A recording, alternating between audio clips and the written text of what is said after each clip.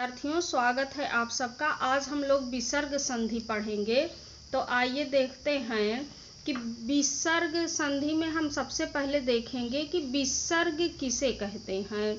विसर्ग किसे कहते हैं तो आप लोग हिंदी वर्णमाला में पढ़ चुके हो कि अयोग वाह आपके दो होते हैं, अनुस्वार और विसर्ग, है ना।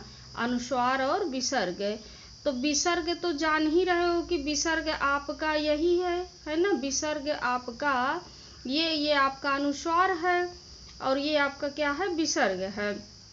अगर इसका शाब्दिक अर्थ देखेंगे, है ना, अयोग वाह का शाब्दिक अर्थ देखेंगे तो क्या है इसका कि अयोग वाह ये तीन वर्णों शब्दों के योग से बना हुआ है। तो देखो, आ का अर्थ होता है नहीं, यह उपसर्ग है या नहीं का सूचक होता है। योग का अर्थ होता है जुड़कर, योग का अर्थ है जुड़कर, और वाह का अर्थ है वहन होना, कि जो नहीं जुड़कर वहन होते हैं उन्हें क्या कहते हैं, अयोग्य वाह। तो कहने का अर्थ है कि अनुस्वार और विसर्ग ये पूर्णतः योग नहीं करते हैं। इसको मैंने कई बार बताया है, फिर से एक बार बता दे रहे हैं कि जैसे पूर्णतः योग करना, कि जैसे मान लीजिए शब्द लिखा है प्रातः, प्रातः, है ना। तो इसमें देखिए कि आपका आधा पा है, फिर रा पर दीर्घ आ है, उसके बाद फिर ता है, ता में क्या है आपका ह्रस्व आ है, तब जाके आपका क्या है, विसर्ग है। और यहाँ देखिए कि ये इसका पूर्णतः योग भी नहीं है। विसर्ग का योग पूर्णतः मतलब पूरी तरह से नहीं है। और एक चीज क्या ध्यान रखेंगे कि विसर्ग सदा स्वरों के साथ आता है, कभी भी विसर्ग व्यंजन के बाद साथ नहीं आता है। कहने का अर्थ है कि यहाँ देखिए कि आपका ता व्यंजन है ना, उसके बाद फिर क्या है, ह्रस्व आ है, उसके बाद विसर्ग आया है। तो बताइए कि व्यंजन के बाद आया है कि स्वर के बाद आया है, भाई स्वर के बाद आया है ना। तो वही यहाँ बताया जा रहा है कि विसर्ग सदा स्वरों के बाद आता है, स्वर के साथ ही आता है, कभी भी विसर्ग व्यंजन वर्णों के साथ में नहीं आता है। ये हो गया। अब आप देख लीजिए कि विसर्ग संधि की परिभाषा क्या होगी। तो विसर्ग संधि की परिभाषा है कि विसर्ग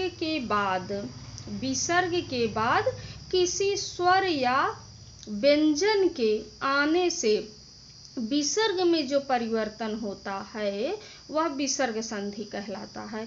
परिभाषा क्या हो जाएगी कि किसी विसर्ग के बाद, है ना, जो पूर्व पद का अंतिम वर्ण होगा वो विसर्ग ही होगा, है ना। विसर्ग के बाद स्वर भी आ सकता है और व्यंजन भी आ सकता है।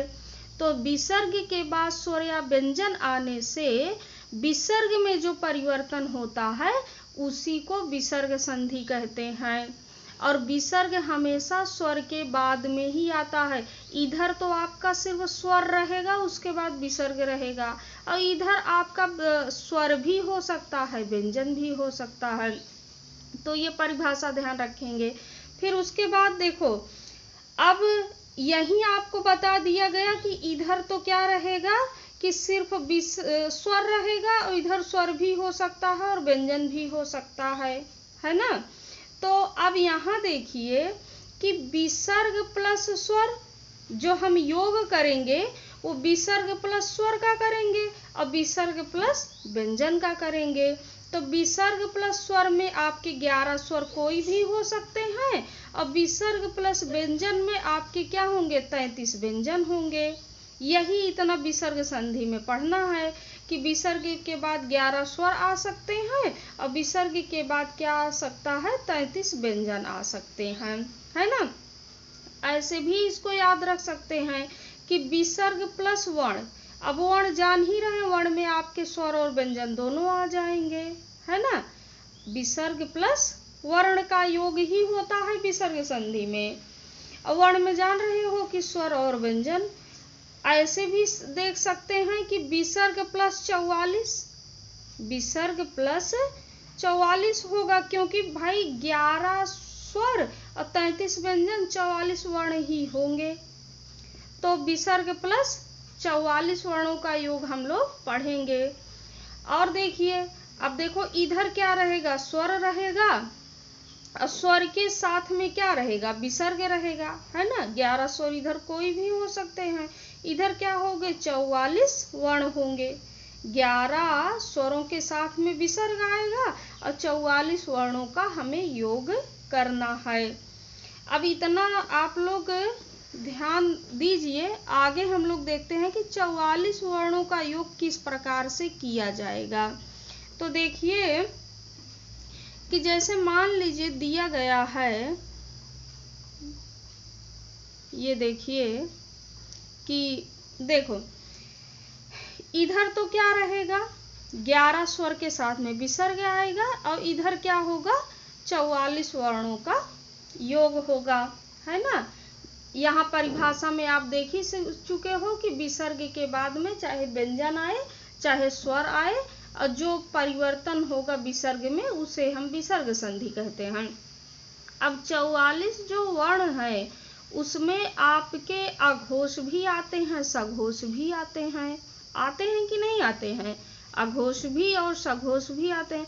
अघोष किसको कहते हैं, जिसमें कंपन ना हो, और सघोष किसको कहते हैं, जो कंपन सहित हो, अर्थात जिसमें कंपन हो। अघोष वर्ण आपके कौन कौन से होते हैं, वर्णों का पहला और दूसरा, वर्णों का पहला और दूसरा होता है, और ये तीनों सा होता है, तालव्य सा, मूर्धा सा और दंती सा अघोष होते हैं। तो सब मिलाकर ये आपके 13 वर्ण हो गए अघोष, है ना। 13 वर्ण आपके अघोष हो जाते हैं। और सघोष कौन कौन से होते हैं, वर्गों का तृतीय, चतुर्थ और पंचम, या, रा, ला, वा और हा भी होता है, सभी स्वर भी होते हैं, सघोष होते हैं 31। तो वर्गों का प्रथम द्वितीय अघोष, और वर्गों का तृतीय और चतुर्थ और पंचम क्या होता है, सघोष होता है। और उसके साथ में या, रा, लावा और हा भी सघोष होता है। तो 5 ये हो गए, तो ये 15 और 5 20 हो गया, ये 5 20 हो गया, और 11 स्वर 31। तो 31 वर्ण आपके क्या होते हैं, सघोष होते हैं। और इधर 13 वर्ण ऐसे हैं जो कि अघोष होते हैं। अब 13 और 31 को जब आप गिनेंगे तो ये 44 हो जाएगा, 44 हो जाएगा, है ना। और हमें 44 का ही योग करना है। तो हम सबसे पहले अघोष वर्णों को देखेंगे, विसर्ग संधि में सबसे पहले अघोष वर्णों का योग करेंगे। अब यहाँ देखिए कि 11 स्वरों के साथ में विसर्ग आएगा और प्लस 13 जब अघोष वर्ण आ जाएंगे तो किस प्रकार से परिवर्तन होगा, आप इसको यहाँ पर देखिए कि अब यहाँ देखो कि वर्गों का जो प्रथम और द्वितीय में आपका काखा हो जाएगा, चा छा हो जाएगा, टा ठा हो जाएगा, ता था हो जाएगा और पा फा हो जाएगा। ठीक, यही तो है आपके वर्गों के प्रथम और द्वितीय। तो 10 आपके ये हो गए। अब ये सा इसी में चला जाएगा क्योंकि इसका भी उच्चारण स्थान तालु है, और ये मूर्धा सा यहाँ, ये दंती सा यहाँ। तो इसीलिए हमने इसको सब ऐसे एक साथ में यहाँ पर लिखा हुआ है। अब आप देखेंगे कि जो नियम 1 है उसमें देखिए कि नियम 1 में क्या है कि यदि 11 स्वरों के साथ में विसर्ग आ जाए, 11 स्वरों के साथ में विसर्ग आ जाए और योग किससे हो, चा छा से हो और ये सा से हो। भाई चा छा भी आपका तालव्य है और ये सा भी तालव्य है ना। तो विसर्ग के बाद में मतलब 11 स्वरों के साथ बाद में विसर्ग आ जाए और योग किससे हो, चा से हो, छा से हो और ये तालव्य सा से हो। तो विसर्ग का जो परिवर्तन होगा वो किस में होगा, तालव्य सा में हो जाएगा। विसर्ग का परिवर्तन किस में होगा, तालव्य सा में हो जाएगा, है ना। और नियम दूसरा देखिए कि 11 स्वरों के साथ में यदि विसर्ग आ जाए और विसर्ग के बाद आपका टा आ जाए, ठा आ जाए और मूर्धा सा आ जाए, है ना, चाहे टा ठा आ जाए चाहे मूर्धा सा आ जाए, तो विसर्ग का जो परिवर्तन होगा वो किस में होगा, मूर्धा सा में हो जाएगा। और उसके बाद फिर जो तीसरा नियम है कि 11 स्वरों के साथ में विसर्ग आ जाए, 11 स्वरों के साथ में विसर्ग आ जाए और विसर्ग के बाद ता आ जाए, था आ जाए और दंती सा आ जाए, तो विसर्ग का जो परिवर्तन होगा वो किस में होगा, दंती सा में होगा। तो हम आघोष वर्ण यहाँ 13 आघोष वर्ण देख रहे थे, यहाँ देखिए मैंने 13 आघोष वर्ण लिख दिया है, 10 तो ये हो जाएंगे, तीनों सा ये 13 आघोष वर्ण हो जाएंगे। तो जिसमें हमने इसको देख लिया, इसको देख लिया और इसको देख लिया, इसमें क्या देखना है, कितना आसान है कि विसर्ग के बाद चा छा या तालव्य सा आ जाए तो विसर्ग का परिवर्तन इसी सा में होगा। टा विसर्ग के बाद में टा ठा और मूर्धा सा आ जाए तो विसर्ग का परिवर्तन किस में होगा, मूर्धा सा में होगा। विसर्ग के बाद में ता था और दंती सा आ जाए तो विसर्ग का परिवर्तन किस में होगा, दंती सा में होगा। तो हमने इतना देख लिया। अब बचा है हमारा का खा बचा है और पा फा बचा है। तो अगला जो चौथा नियम है उसमें देखिए कि यदि 11 स्वरों के बाद में विसर्ग आ जाए, मतलब 11 स्वर कोई भी हो सकते हैं, उसके बाद में विसर्ग आ जाए, है ना। और योग किससे हो, योग जो हो वो आ और आ के अलावा, आ और आ के अलावा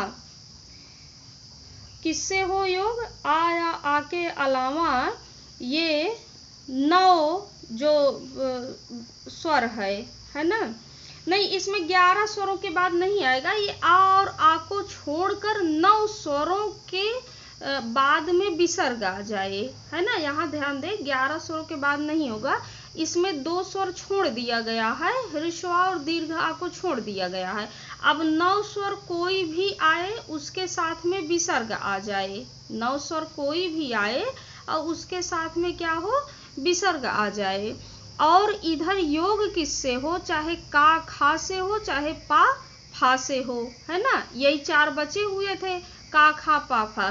तो आ को छोड़कर 9 स्वर कोई भी आ जाए और योग किससे हो, आपका का खा से हो पा फा से हो, तो विसर्ग का परिवर्तन किसमें होगा, विसर्ग का परिवर्तन किसमें होगा, ये मूर्धा सा में हो जाएगा, है ना। इसको नहीं ध्यान रखना है, 11 स्वर आपको बस यहीं तक ध्यान रखना है, यहाँ नहीं देना है कि आ को छोड़कर 9 स्वर के साथ में विसर्ग आए, इधर का खा पा फा आ जाए, है ना। तो विसर्ग का जो परिवर्तन होगा वो किसमें होगा, मूर्धा सा में हो जाएगा, ठीक।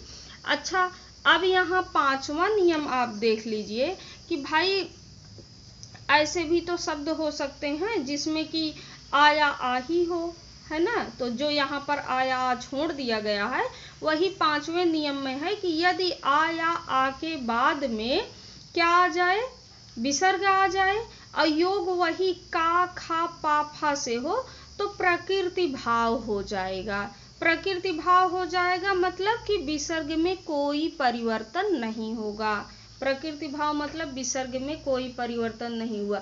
तो हमने देखा विसर्ग संधि के 5 नियम जो कि बेहद आसान है ना। बस थोड़ा सा ध्यान देने वाली बात है कि हम सबसे पहले आघोष वर्णों को देख रहे हैं। आघोष वर्ण तो हमने देखा कि देखो चा छा तालव्य है और ये सा भी तालव्य है। भाई चा वर्ग में जितने भी आते हैं सबका उच्चारण स्थान तालु है, चा छा जा झा इया सबका उच्चारण स्थान तालु है। उसी तरह टा ठा डा ढा अड़ा का भी उच्चारण स्थान मूर्धा है और ता था दा धा ना का उच्चारण स्थान क्या है, दंत है। और ये सा तालव्य है, इसका उच्चारण स्थान तालु है, ये मूर्धा सा है, ये दंती सा है। तो हमने पहले नियम में क्या देखा था कि 11 स्वरों के साथ में विसर्ग आता है और योग चा और छा से होता है। तो चाछा से हो चाहे इस तालव्य सा से हो, तो विसर्ग का परिवर्तन इसी तालव्य सा में होगा। और 11 स्वरों के साथ में विसर्ग आ जाए, योग टा ठा और मूर्धा सा से होता है, तो विसर्ग का परिवर्तन मूर्धा सा में होगा। और ता था मतलब 11 स्वरों के साथ में विसर्ग आए, योग ता था और दंती सा से हो, तो विसर्ग का परिवर्तन सा में होगा। तो 3 नियम तो ये ही देख लिए थे। उसके बाद जो चौथा नियम था कि आ को छोड़कर 9 स्वर आ जाएं, उनके साथ में विसर्ग आ जाए, और योग जो ये का खा पा फा बचा हुआ है कि का खा का और पा फा का योग होता है, तो विसर्ग मूर्धा सा में बदल जाएगा। विसर्ग किस में बदलेगा? मूर्धा सा में बदल जाएगा, है ना। और क्या देखा कि अगर मान लो कि जो हमने आ या आ छोड़ दिया है, वही आ या आ स्वर आ जाए, उनके साथ में विसर्ग आ जाए और योग का खा पा फा से हो, तो प्रकृति भाव हो जाएगा, अतः विसर्ग में कोई भी परिवर्तन नहीं होगा। अब हम लोग इसी के उदाहरण देख लेते हैं कि जैसे देखिए कि 11 स्वरों के साथ में क्या आए? विसर्ग आए, योग यही चा छा से हो, तालव्य सा से हो, तो विसर्ग हमारा जो है किस में बदलेगा? तालव्य सा में बदलेगा। जैसे मान लीजिए कि शब्द क्या है? निह प्लस शुल्क है ना। निह प्लस शुल्क है, तो अब यहाँ देखिए छोटी ई के बाद में विसर्ग आया है और योग हमारा सा से हो रहा है, तो विसर्ग इसी सा में बदलेगा, तो ये निःशुल्क हो जाएगा। फिर अंतः चक्षु है, अंतः चक्षु है, मतलब 11 स्वरों में आपका ये क्या है? ह्रस्व आ है, इसके बाद में विसर्ग आया है और योग चा से हो रहा है, तो विसर्ग किस में बदलेगा? सा में बदलेगा, तो ये हो जाएगा अंतश्चक्षु हो जाएगा। फिर है देखो निह प्लस श्वास, देखिए कि अब ये देखो विसर्ग के बाद में सा आया है, तो विसर्ग किस में बदलेगा? इसी तालव्य सा में बदलेगा, तो ये हो जाएगा निश्वास हो जाएगा, है ना, निश्वास हो जाएगा। फिर है दुह प्लस शासन, तो विसर्ग के बाद में सा आएगा, तो विसर्ग किस में बदलेगा? सा में बदलेगा, है ना, तो ये हो जाएगा दुशासन हो जाएगा। मनः चेतना, विसर्ग के बाद में चा आया है, तो विसर्ग किस में बदलेगा? सा में बदलेगा, तो ये मनस चेतना हो जाएगा। फिर पुनः प्लस चा है, तो विसर्ग के बाद में चा आने से विसर्ग किस में बदला है? इस सा में बदला है, तो पुनश्च हो जाएगा। अच्छा, अब देखो दुष्चरित्र, शब्द को तोड़ना भी आपको आना चाहिए। अब यहाँ पर देखो दुष्चरित्र, ये आपका तालव्य सा है ना, तो इसी का आप विसर्ग बना देंगे, तो ये दुह प्लस चरित्र हो जाएगा। निशब्द, ये तालव्य सा है, तो इसी को आप विसर्ग बना देंगे, तो ये निह प्लस शब्द हो जाएगा। फिर है यश शरीर, है ना, तो इसी तालव्य सा का आप विसर्ग बना देंगे, तो यशः प्लस शरीर हो जाएगा, यशः प्लस शरीर हो जाएगा, है ना। उसके बाद देखो दिया है निःश्वास, तो इसी सा का आप विसर्ग बना देंगे, तो ये निह प्लस श्वास हो जाएगा, इसका विच्छेद। अब देखिए जो दूसरा नियम है, दूसरा नियम देखिए, ये तो पहला नियम हो गया। दूसरा नियम था कि विसर्ग के बाद में टा ठा मूर्धा सा आने से विसर्ग किस में बदलेगा? मूर्धा सा में बदलेगा। जैसे धनु प्लस टंकार है, तो विसर्ग के बाद टा आया है, तो ये विसर्ग मूर्धा सा में बदल गया, तो ये धनुष टंकार हो जाएगा। उसके बाद चतुः प्लस षष्ठी है ना, तो विसर्ग के बाद में ये मूर्धा सा आया है, तो विसर्ग किस में बदलेगा? ये सा में बदलेगा। ठीक, तो इसका भी उदाहरण देख लीजिए। और भी हम उदाहरण और भी बुकों में जो इम्पोर्टेंट है, तो उसको हम बोर्ड पर लिख कर बताएंगे। इतना कॉपी में लिखा हुआ है, तो एक बार आप इसका रिवीजन कर लीजिए, उसके बाद फिर जब बोर्ड पर बताएंगे और अच्छे समझ में आ जाएगा। तीसरा नियम देखिए कि क्या था? विसर्ग के बाद में ता था आ जाए और यह तो दंती सा आ जाए, तो विसर्ग किस में बदल रहा था? दंती सा में बदल रहा था। जैसे नमः प्लस ते है ना, तो विसर्ग के बाद में ता आएगा, तो विसर्ग सा में बदलकर नमस्ते हो जाएगा। और दुह प्लस साहस है, तो विसर्ग के बाद में देखो सा आया है, तो विसर्ग किस में बदलेगा? सा में बदलकर ये दुस्साहस हो जाएगा। दुह प्लस स्वप्न है, तो विसर्ग के बाद में दंती सा आने से विसर्ग दंती सा में बदलकर दुस्वप्न हो जाएगा। निःस्वार्थ है ना। विसर्ग के बाद सा आने से विसर्ग दंती सा में बदलकर निस्वार्थ हो जाएगा। अंतः तल, है ना, अंतः तल, तो विसर्ग के बाद में क्या आया है, ता आया है, तो विसर्ग सा में बदलकर अंतस्थल हो जाएगा, अंतस्थल, अंतस्थल हो जाएगा। अब देखिए नियम 4 में कि आ के अलावा 9 स्वरों के साथ में विसर्ग आने से और उसके बाद योग का खा पा फा से होने से मूर्धा सा हुआ है। जैसे क्या दिया है, आवि प्लस कार दिया गया है, तो विसर्ग के बाद का आने से ये विसर्ग मूर्धा सा में बदलकर आविष्कार हुआ है। दुह प्लस कर, विसर्ग के बाद का आने से ये विसर्ग मूर्धा सा में बदलकर दुष्कर हुआ है। और विसर्ग ये देखो चतुह प्लस पद, है ना, तो विसर्ग के बाद में पा आने से विसर्ग मूर्धा सा में बदलकर क्या हुआ है, चतुष्पद शब्द बना है ना। उसी तरह से देखिए निष्कपट, अब ये देखो मूर्धा सा के बाद में का आया है, तो इस मूर्धा सा का विसर्ग बनाकर इसका विच्छेद क्या हो जाएगा, निह प्लस कपट हो जाएगा, है ना। और निष्पाप, भाई मूर्धा सा के बाद में ये पा आया है, तो जो मूर्धा सा है ये किस में बदलेगा, विसर्ग में बदलेगा, तो ये निह प्लस पाप। और यहाँ से भी देख लीजिए कि निह प्लस कलंक है, तो विसर्ग के बाद में का आने से विसर्ग मूर्धा सा में बदलकर निष्कलंक हुआ है। और निह प्लस फल, विसर्ग के बाद में फा आने से विसर्ग किस में बदलेगा, मूर्धा सा में बदलेगा, तो ये निष्फल हो शब्द बन जाएगा। उसी तरह से वही प्लस कार, है ना, तो वहिष्कार बना हुआ है। और चतुह प्लस कोण, चतुष्कोण बना हुआ है। ये देखो वही प्लस कार का विच्छेद क्या हो जाएगा, वही प्लस कार, है ना, चतुष्कोण का चतुः प्लस कोण, इसी सा को हम विसर्ग बना देंगे। दुष्परिणाम, दुष्परिणाम का क्या हो जाएगा, दुह प्लस परिणाम हो जाएगा। और ये धर्मानुष्ठान, धर्मानुष्ठान, तो इसी को हम विसर्ग बनाकर धर्मानु प्लस ठान, है ना, तो ये धर्मानुष्ठान हो जाएगा। नियम 5 देखिए कि आ के बाद में ही विसर्ग आ जाए, है ना, और योग का खा पाफा से होने पर प्रकृति भाव होगा, विसर्ग में कोई परिवर्तन नहीं होगा। जैसे प्रातः काल, प्रातः काल, है ना, तो विसर्ग के बाद में देखो का आया है, तो ये प्रातः काल ही रहेगा, ठीक।